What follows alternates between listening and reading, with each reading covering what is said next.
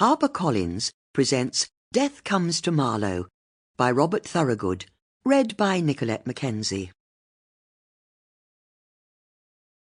For Jack Thomas, 1941 to 2021. Chapter 1. After the excitement of the previous summer, Mrs. Judith Potts spent the winter returning to the more solitary rhythms of life.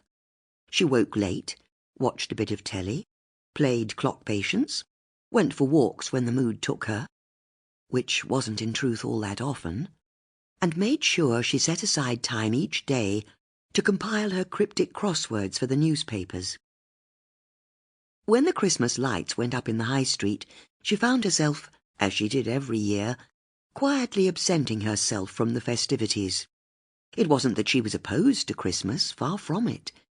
It was more that she felt it belonged to other people, mostly parents with young children, and families hell-bent on enforced jollity. But if Christmas was a bit of a chore, and the time between Christmas and New Year's Day a baffling week of non-existence, Judith knew January belonged to her. It was almost her favourite month. No one asked her to do anything in January, or go anywhere. She could fully recharge her batteries and take stock. And go wild swimming, of course. Judith didn't let the fact that it was winter deter her from her near-daily dips in the River Thames. At this time of year, her swims were of necessity brief, but she never missed the chance to commune with nature, and she loved the zingy feeling her skin had for the rest of the day. She especially loved to swim when she had a problem to work through, which was why she was in the Thames on this particular January morning. She was trying to solve a mystery. It had started that morning when she'd picked up that week's copy of the Marlow Free Press. Seeing it was the beginning of the year, the paper was even more bereft of news than usual. The lead story concerned the shock closure of a local post box.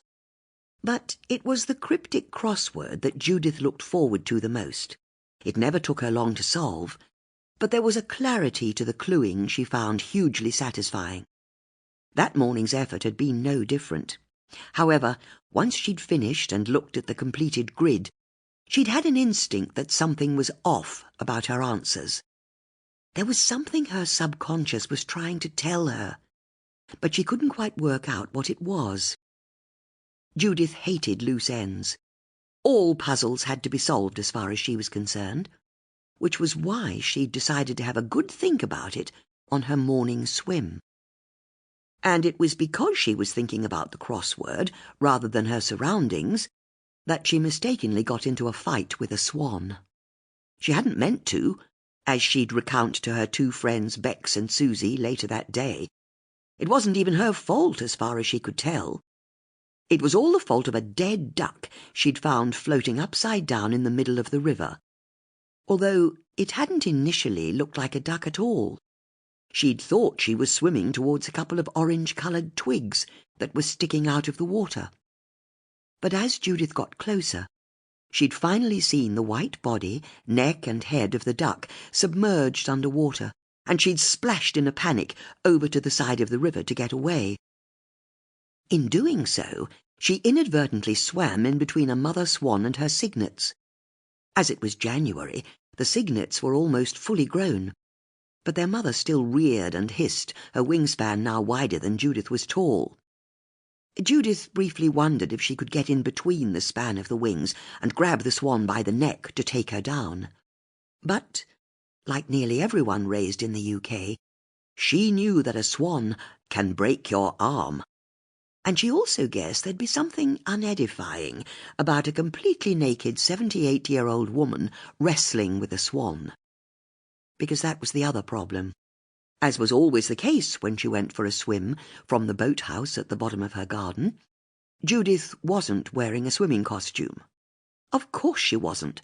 They were damp, dank things that clung to your body and ruined the true feeling of freedom swimming gave you. The swan's head shot forward with a terrifying hiss, and Judith realized she'd have to get out of the water, and fast. At least she knew she was at a bend in the river where few people ever stopped. Unfortunately, Sample complete. Ready to continue?